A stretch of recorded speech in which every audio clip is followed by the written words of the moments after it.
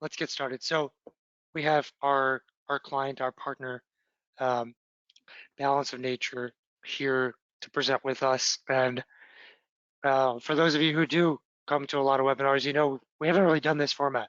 Um, we're constantly working for clients, but we don't really think about doing these case study webinars. And we're trying this out. We really want your feedback. Was this helpful? But tell you why we're doing it. It's not just because it's a great case study. It's because people are struggling. E-commerce businesses are struggling. They're giving in. A lot of people are, and they're giving in for the obvious things, the tropes of, oh, it's the economy. I can't do anything about it. And yeah, it's tough. But there's also this other truism where when you are putting money into platforms like Meta and Google, it's your job to tell them how to spend your money.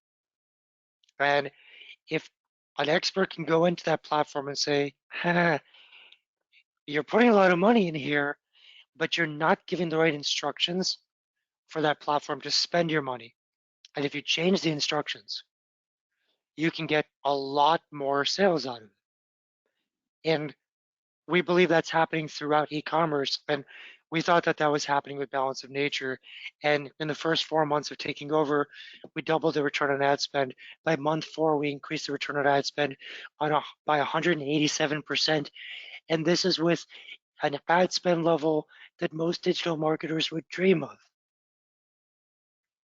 So that's why we're here. I'm going to tell you the whole story. My name is Nick Rajpal. I'm the VP of Marketing Sciences. I just crossed my 15-year here. I came on board to develop our services, SEO, Google Ads, conversion testing, email, Amazon. I built our strategy team. I started to form our solution set.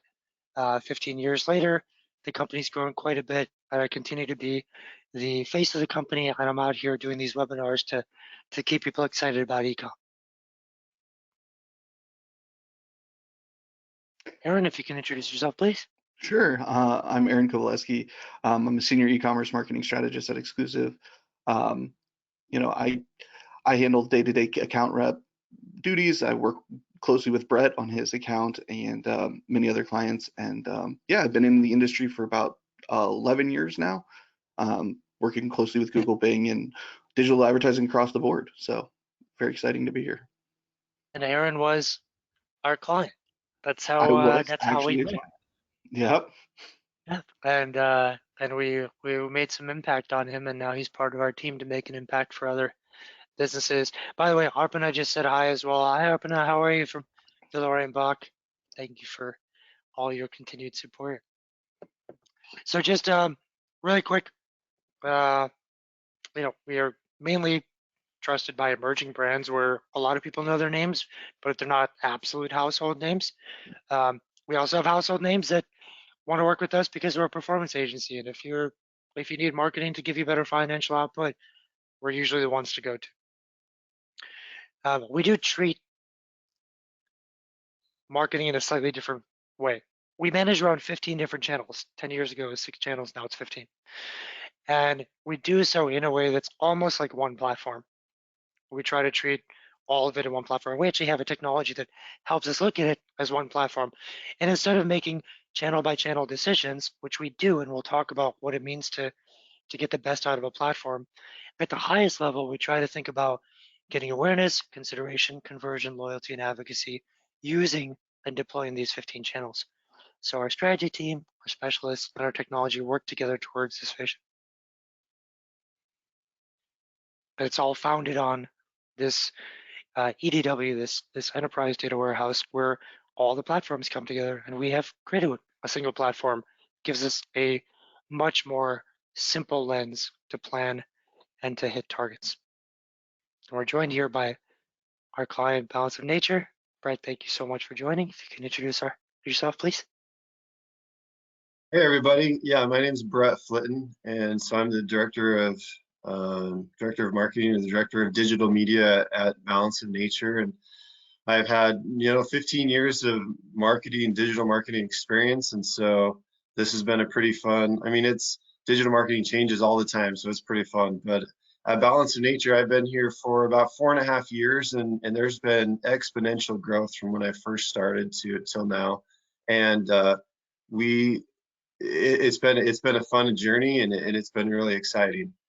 One of the things we do, so at Balance of Nature, we are a whole food supplement company, and so we have really limited number of products. And so we have our three main products.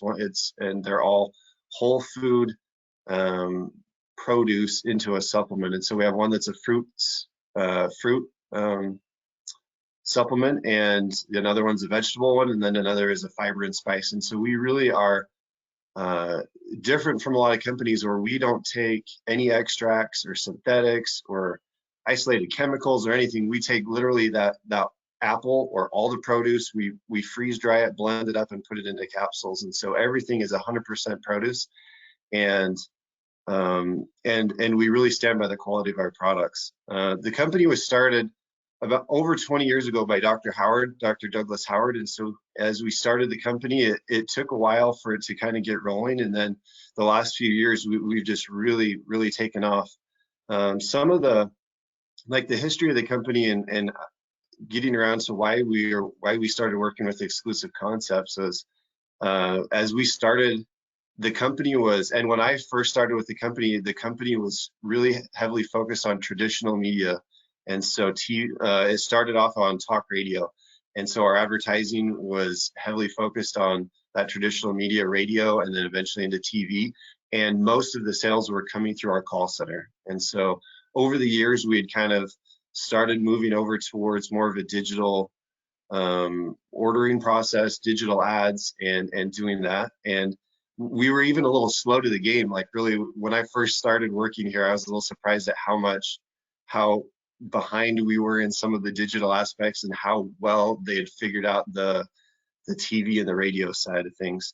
But really, the company is very brand focused and very focused on quality of products and customer success stories. And a lot of our ads are really focused on just they're real customers and they're real people, and we film them, we use them in our ads, and they're really focused on helping individuals with their health.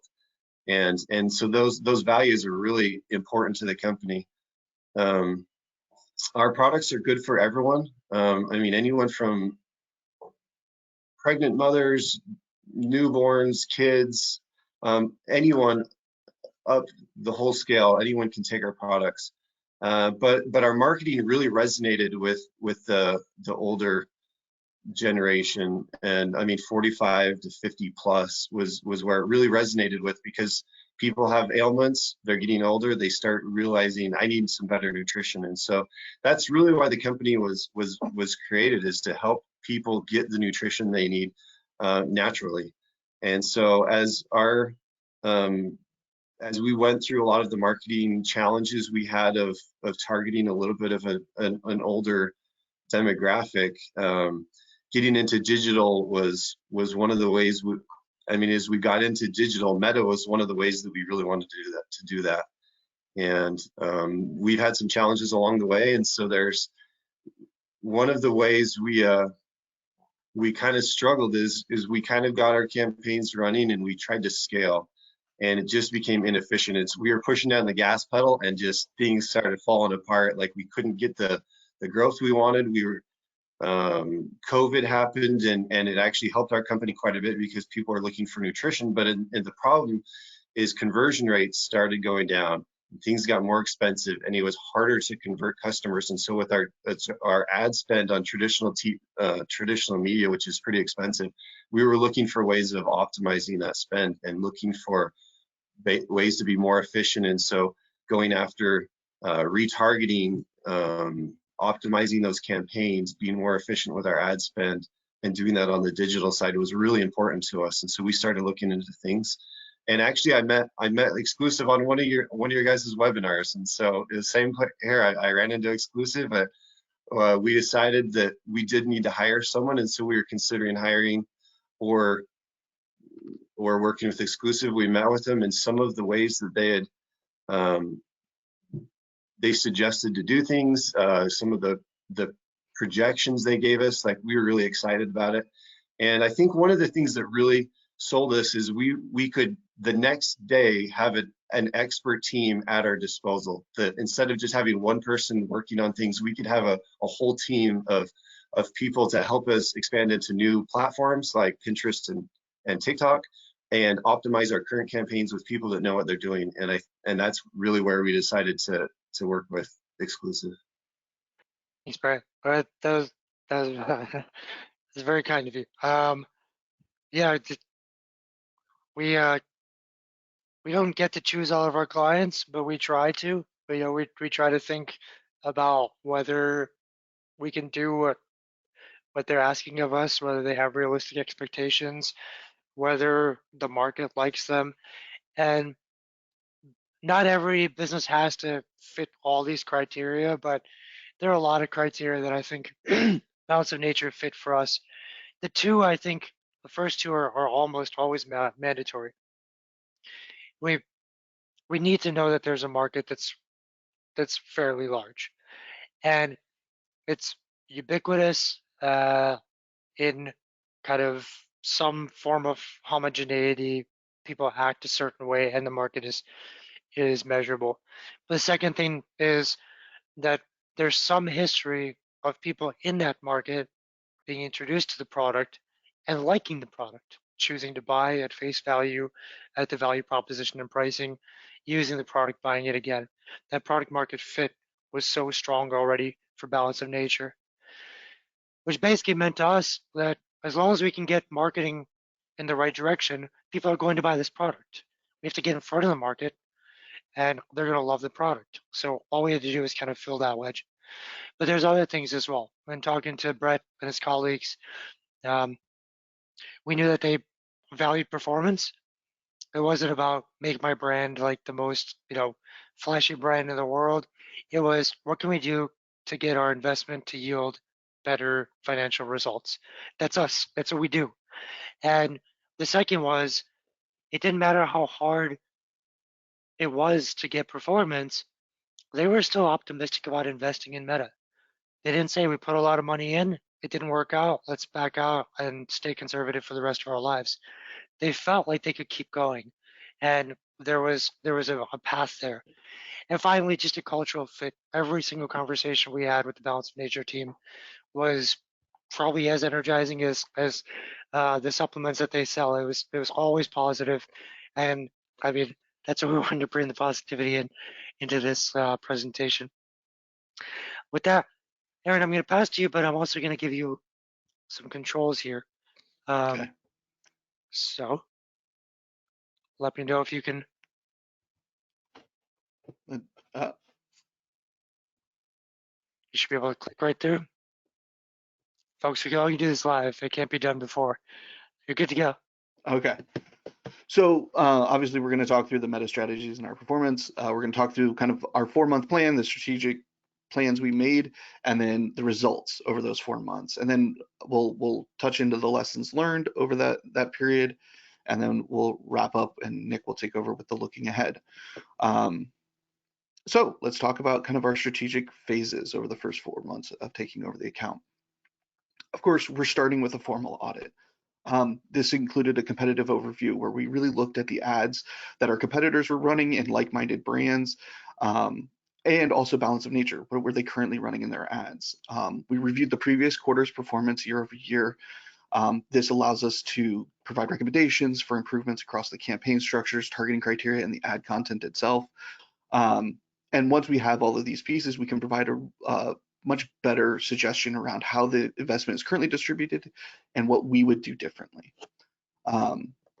Once we have the formal audit and kind of have discussed that, then we're looking at our first round of optimizations and getting everything onboarded. So we start to implement those campaign structure changes, changing the optimization to drive new users to the site. We narrowed in on our cold audience targeting and really refined that audience. We're breaking out new customer remarketing audiences into separate ad sets. So previously they had been kind of included in other places, really honing in on that. We also began investing in loyalty and past purchasers and really capitalizing on that lifetime value. And the Balance of Nature products are amazing. So we want to make sure we're retaining those customers. We also moved away from leaning heavily on dynamic creative and more into created ads and individualized ads that are focused on our objectives, and then making sure we had up-to-date targeting for the customer lists and up-to-date customer lists in the platform. Then, of course, we've done this first round of optimizations. We've done all of this. Oh, good. The first step, once you've made all these changes, we want to give the account time to stabilize and really focus on optimizing within those changes we've made and getting our CPA, sub 100%, $100. And then once we have it stable, then we can start looking at scaling. So then the fourth phase is obviously pushing for growth, and how do we then scale that spend while retaining that profitability and not sacrificing our efficiency. And then also with that growth and that opportunity, can we then launch on secondary social platforms like Pinterest and TikTok and getting them up and following a very similar pattern where we're stabilizing them and getting them to a good place and then growing. So now let's talk about our results over the first 4 months. Okay, so as we started off into November, right away we started seeing amazing results. Increased our site traffic by over 400% year over year. This was driven by a 267% increase in click-through rate. Again, we did this by shifting the cold traffic campaign optimization event from through plays, which was how it had previously been set up, into landing page views. So making sure that we were counting the people getting to the site. Also, we saw conversions increased by 60% year over year, revenue increased by 64% year over year, and our ROAS was increased by 79% year over year, and within the first month. Obviously, these then drive a decreased CPA by 42%. So really strong, promising results early on. Now, as we moved into December, into that peak holiday period, we continue to scale up ad spend by 33% year over year. But in turn, it drove 29% more conversions and 35% more revenue, which actually increased the ROAS. So with all of that additional spend, we were still able to maintain a high ROAS. It increased it slightly, 1.2% year over year. Again, we continue to see that large improvement in site traffic, up almost 400% year over year. And this was also supported by that high click-through rate, which was up 143% year over year.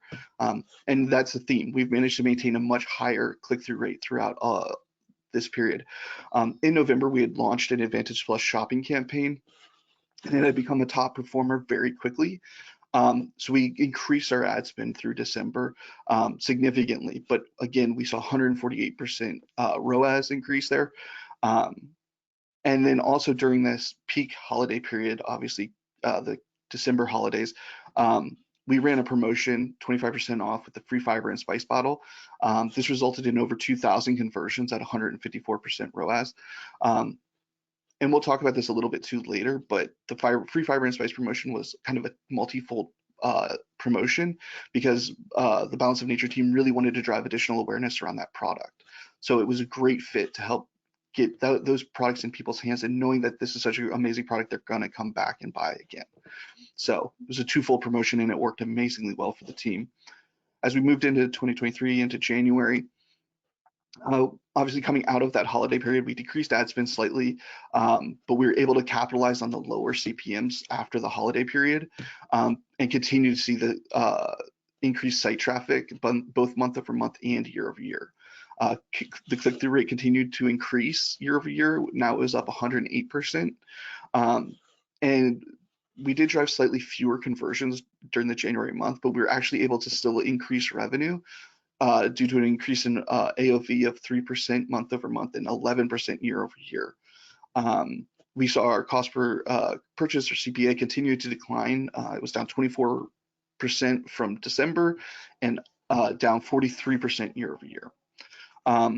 The investment in past purchasers was not really being capitalized on, but coming out of that large promotional period, we knew that we really wanted to retain those customers we had invested in previously. So we really increased our investment there, and it resulted in a 225% ROAS within the first month of being launched. And as we moved into February, we continued to decreased ad spend a little bit more. Obviously, with a health-focused product, those Q1 users, the new year, new me kind of people, and we continue to decrease our ad spend a bit into February, but we really were focusing on preserving our efficiency and adhering to this KPI goals that have been set. So despite spending 74% less traffic, or spending 74% less in February, site traffic was only down by 25%. We saw similar decreases in conversions and revenue, but we were actually able to improve the ROAS by 187% year over year. The click-through rate was increased by 22% month over month and 78% year over year. Our CPA was decreased by 62% year over year, and the AOV was actually up by 6% year over year. We've really focused, like I've been saying, for February was really focused around efficiency.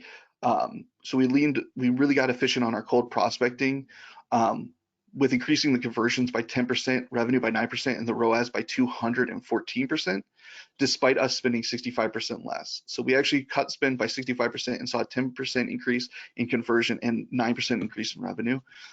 That, of course, drove our CPA down by 69% for those cold prospecting audiences. And then we improved our efficiency across the new customer remarketing as well.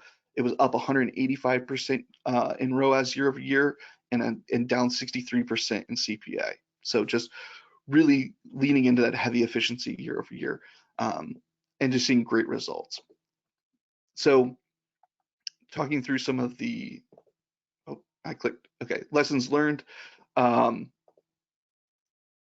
Coming out of all of this, obviously, we're really trying to make sure that we're taking these lessons to heart. One thing that really helped us early on, and as we were setting some of this stuff up, was leveraging our affinity audience insights from Google that had indexed high, and then using those to test into those new cold audiences. So using the information that the other platforms are providing us and leveraging that into Meta has been key. Like Nick said, this is a holistic thing. We want to make sure that we're looking at, if it's working in another channel, let's leverage that where we can within each platform. And same as we moved into Pinterest and TikTok. Another thing was the Advantage Plus shopping campaign as a complementary campaign. Again, that was an immediate success. We started seeing great results out of it out of the gate. So continuing to invest in it and leaning on that machine learning to reach the right users with our ads at the right time. And then continuing with the lessons learned, we saw that 30-second max videos worked really well for driving brand awareness and getting users to the site with the cold traffic campaigns. But the shorter videos, 15 seconds or less, worked really well for those if we were really honing in on those cold conversion-based campaigns, because we want those people not getting caught up in a content viewing mode, but more driven to that purchase and the call to actions. The other thing that we found was non-video ads were working much better for new customer remarketing and past purchasers in those loyalty campaigns, because these users are aware of the brand. We just want to make sure that we're staying in their consideration as they are ready to buy again. And then again, back with the Advantage shopping campaign, it worked really well as a tool for reaching new users. Layering those audience signals, layering those cold prospecting information really helped that campaign, and then allowing the machine learning to do its job. The investment into loyalty and re-engaging with the past purchasers was crucial for our success, and it drove such strong performance at an amazing CPA that it's become just a staple in the account now. It's something that we are constantly leaning into. And again, promotions work well, and they resonate with your target audience, especially in those peak holiday periods. And if you can use it as a multifaceted thing, like Balance of Nature was able to in this past December, where we have this product that we want to drive additional awareness of, let's make it a free product, get it in people's hand. We know that they're going to love the product and they're going to come back. But yeah, just it's been an amazing ride working with the Balance of Nature team. And with that, I am going to go ahead and hand it back to Nick. Yeah, that was awesome. Hopefully that was really helpful, guys. And I'll add one big point. The audit, which is our first step, was actually, and just as Brett had said, we provided some projections of what we could do and what it might impact. We did that at no cost. That was us vetting the opportunity with the Balance of Nature team and exploring the data and trying to figure out what dials, what levers are we going to pull, even before we start bringing good ideas and new things um, like like the Advantage Plus shopping. We were focused on getting the existing infrastructure to be cleaner by customer lists or targeting, to get frequencies down where we thought that the frequency level of ad exposure was too high for Meta's very sensitive learning engine. The lookalike audiences were too big, plus we're including past customers. We identified all that before we came on, and that helped us kind of guide our projections. But that was early on. Now we've proven ourselves, and now we can see things in a much better light. Trying to see the big picture is the biggest challenge for marketers today. Like I said, we've gone from 6 channels 10 years ago to 15 channels, and in a few years it's going to be 25 channels. And each of these channels has an investment level. They tell you what they made for you, and they all use a different formula to tell you what they've earned for you. If you add it all up, it adds up to like 2 times more than your revenue. So it's just not credible. What we've identified is it doesn't matter how far you go back into the history of marketing, how far you go into the future of marketing. Every marketer thinks about 5 things. We want to get cold awareness. We want to get in front of people who are in market. We want to get back in front of people who engage with our website till they buy. That's conversion. We get past customers to buy again. That's loyalty. We want to get past customers to share their real stories like Brett talked about earlier. Awareness, consideration, conversion, loyalty, advocacy. So when I say every marketer, what I mean is every one of the platforms from Google to Amazon to email, they think we need audience targeting and features for awareness, consideration, conversion, etc. So now you have about 150 tactics out there that we can organize into these 5 ways. We can set goals for these 5 things. And they all support each other to make your business stronger. We call it the virtuous activity cycle because you get more advocacy, conversion rate doubles, awareness increases. They all help each other out. The challenge, though, is how do we now deploy our investments in a fair way based on your business? Is the business supposed to be all branded? Like in your market, do people first think about the brand name of competitors in that space, and that's how they search? Like for footwear, you'd know Nike, you'd know Brooks or Hoka? Or is it search-based where virtually everyone online is pretty open-minded about who they might find? And that's search-based. They may not even need to know the brand that well. What we identified was in this space it is search-based, but we didn't rest on the search-based laurels. The search-based investment typically is just show up and search for the keywords related to these type of vitamins and stick with those individuals till they buy. Why is that the go-to? Because that's the most efficient. Someone says they want to buy something, show up and stick with them till they buy. That makes a lot of money. The return is very high. Scale is nearly impossible. But what we did for Balance of Nature is an alpha investment. In a search-based journey, the few people who actually invest in awareness, on loyalty, and advocacy, even though it's not so obvious, they take over the market. It's less efficient, high growth. And that gives us a key to, as long as we can invest properly in this search-based journey, we could scale and add many more channels into the mix as we have been. Aaron, can you kind of talk a little bit about how this high-level strategy has been guiding us? Sure.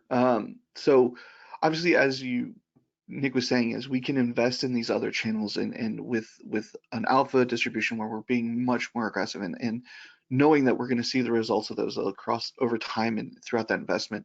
We want to reach into other platforms. We want to test additional campaign types on Meta and such as dynamic remarketing. We don't want to just be reliant on because what got us here will not help us get to the next level.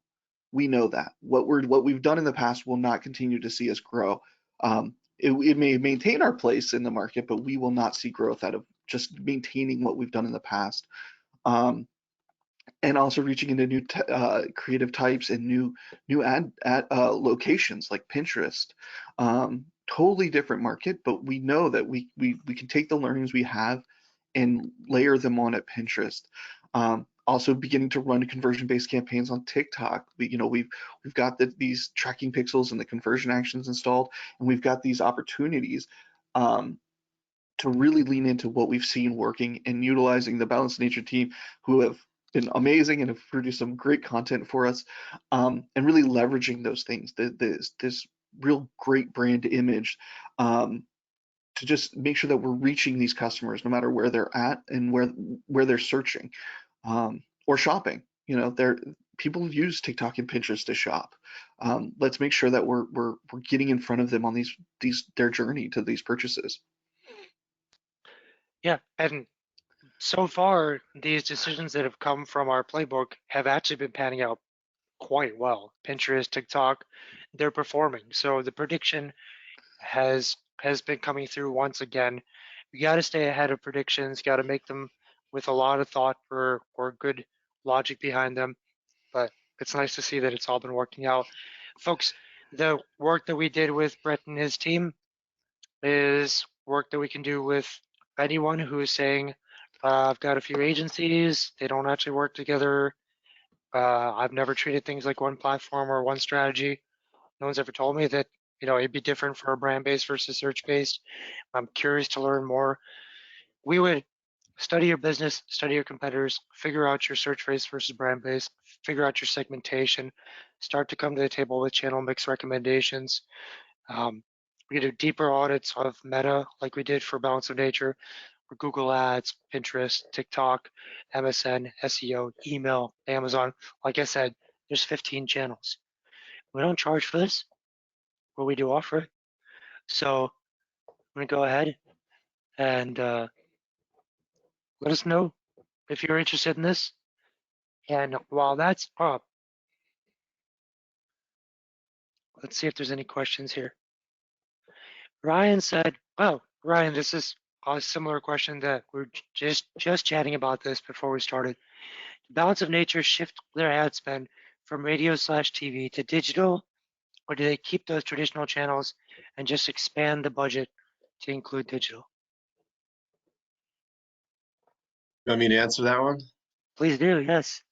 We've kept traditional running just as before. So we've used digital as a type of awareness, first off, on those cold campaigns, other audiences that we haven't ever gone after before, but also really heavily focused on that remarketing, retargeting.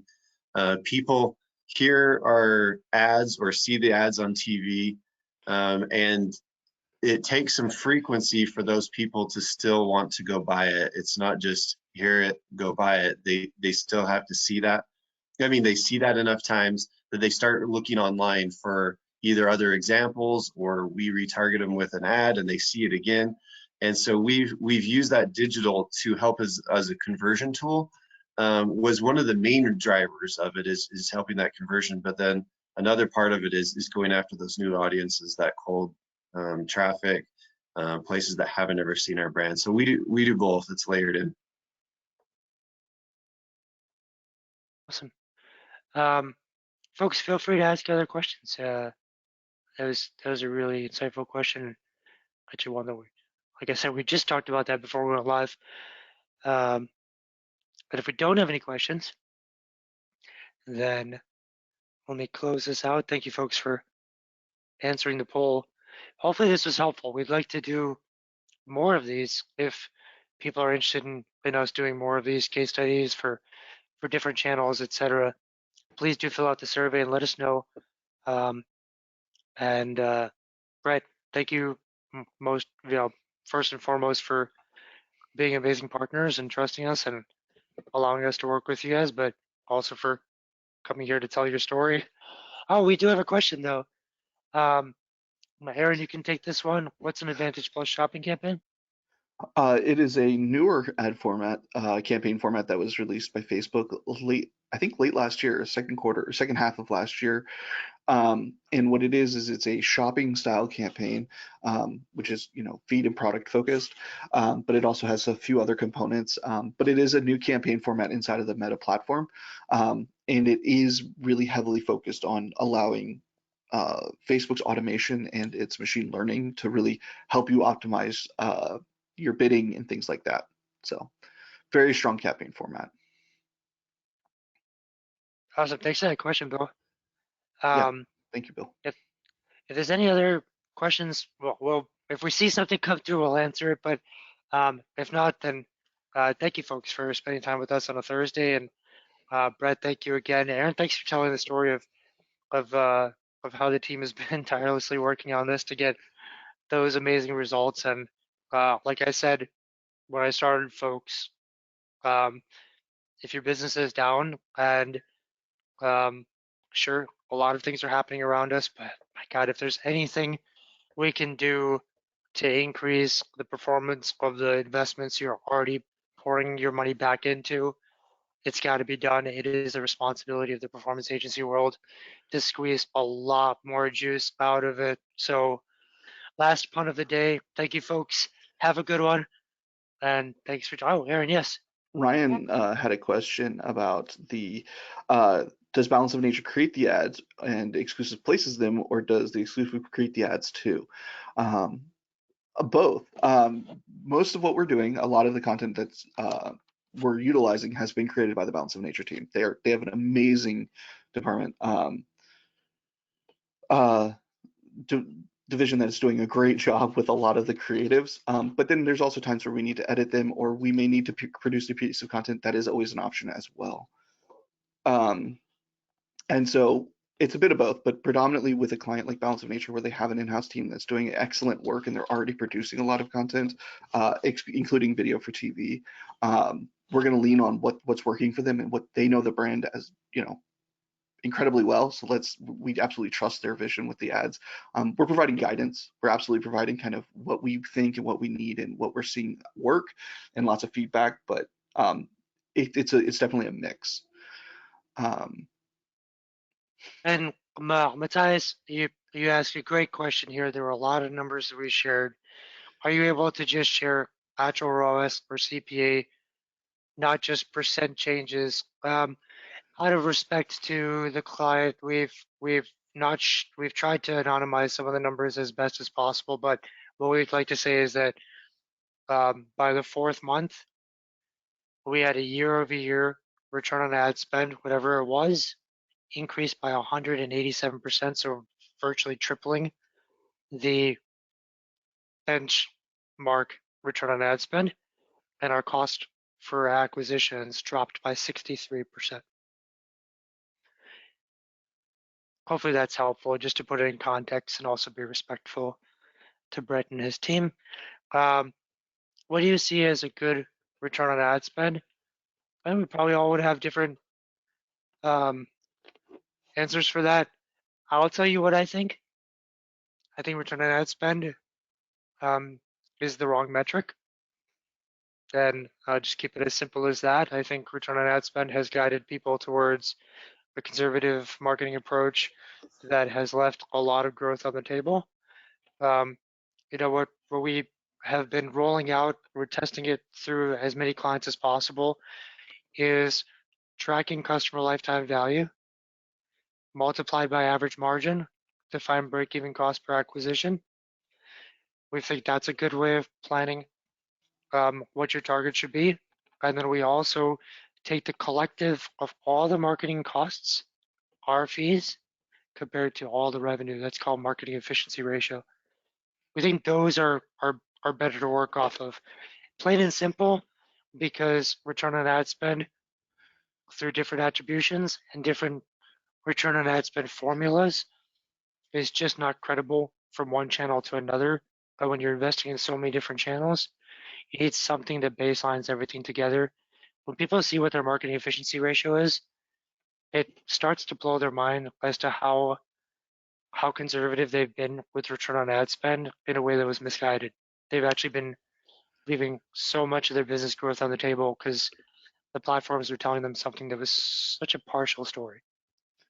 Yeah, ROAS in a silo is never a safe metric to look at, because, and that's what we do see sometimes, is people look at just their ROAS without, and you can absolutely get efficient out of business. You can optimize yourself out of business if you're only focusing on one metric. And ROAS is always one of those conversations, and it's dictated by what is the need, what is the opportunity, and then there's, like Nick said, there's much broader ways to look at that to see the whole picture and get a holistic view of it.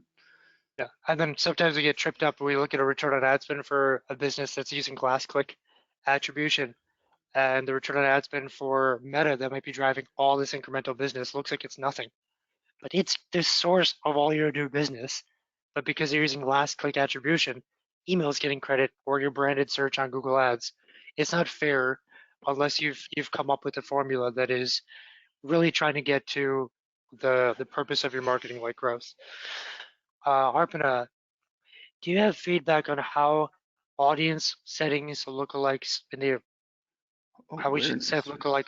lookalike audience and awareness phase based on our experience narrowing down the audience increases the final cost per acquisition at the same time as marketers were tempted to narrow down the target audience? I'll give you my answer from like a lot of collective testing that we've done. Um, when we took over Balance of Nature, their lookalike audience percentage was somewhere teetering between 10 and 12%.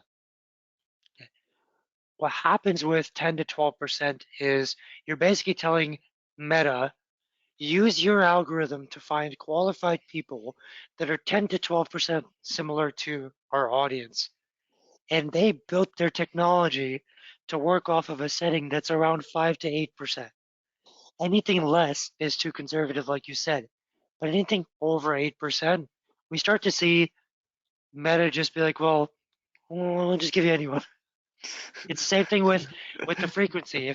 If your frequency is 20x exposure, you're allowing your ads to be seen 20 times before you disqualify someone, then you're pretty much qualifying everyone. So unless unless you understand what Meta's engineers were trying to do when they built something, and they would never really have expected in their wildest dreams that someone would go so high on lookalike or ad exposure, then you're never going to get the pocket of what they were actually trying to do. You're not going to get that nice hockey stick improvement.